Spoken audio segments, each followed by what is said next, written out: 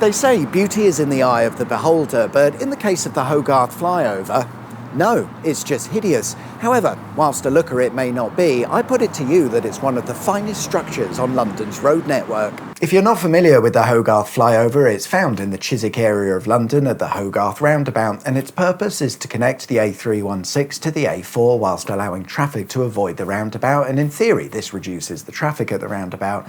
Built in 1971, it's a 250-metre long single-lane flyover and is mostly of steel construction, featuring pairs of diagonal cross braces on its largest span.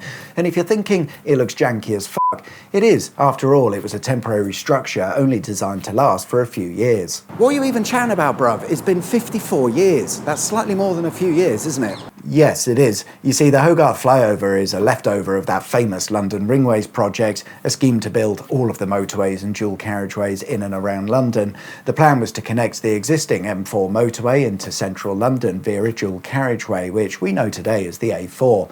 What they wanted was a continuous route all the way along, so proper junctions and interchanges with free-flowing slip roads, none of that roundabout nonsense. Basically, a motorway, but not a motorway.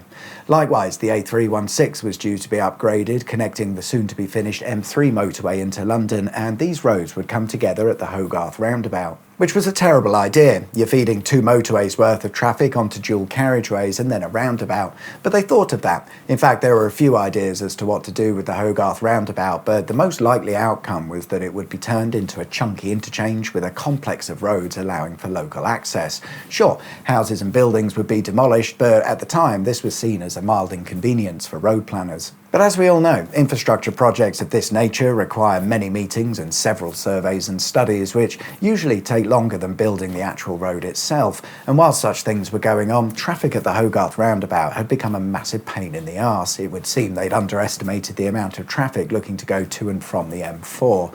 The traffic got so severe that something had to be done, but it was decided that there was no point in doing anything particularly extensive because in a matter of years the roundabout would be replaced by that interchange, so a cheap and temporary solution would be put in place. To solve the traffic issues, all it needed was a free-flowing link from the A316 to the A4, but only for traffic going in that direction, and this led to the creation of the HAGGARD Hogarth Flyover. It was built quickly and on the cheap, but with the thought that it would soon be replaced with a nice new interchange.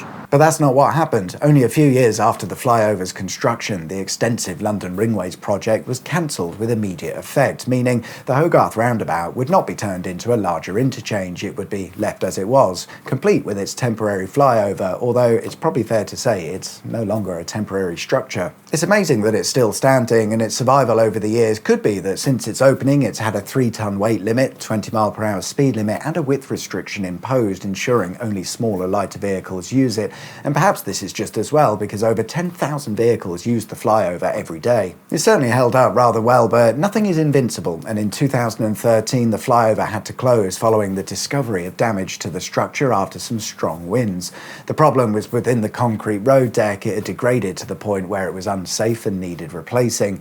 At a cost of £3 million, this was carried out and completed by 2014, allowing for the flyover to reopen. If we factor in the original construction cost, those repairs and a bit of maintenance, adjusted for inflation, we're looking at a total of something like 6 or 7 million quid, which is a lot of money if you're spending it on sweets, but in the context of infrastructure, it's pocket change, and this is why I think this could be one of the finest structures on London's roads. It was dirt cheap to build, took 8 days to construct, and for a very small outlay, it's done what it was designed to do and more without any fuss. It's still standing after 54 years and handles 10,000 vehicles a day. I don't know what sort of steel this is made out of, but it's working. There are roads out there that haven't even seen a car and are falling apart. There are bridges on 5-year-old billion-pound roads that are falling apart. And yet, a few bits of cheap steel with some cross braces can outdo all of that. Yes, the traffic is still shite. Yes, it's janky. Hell yes, is it ugly, but as a structure, it works. I think we should build more of them. Thanks for watching.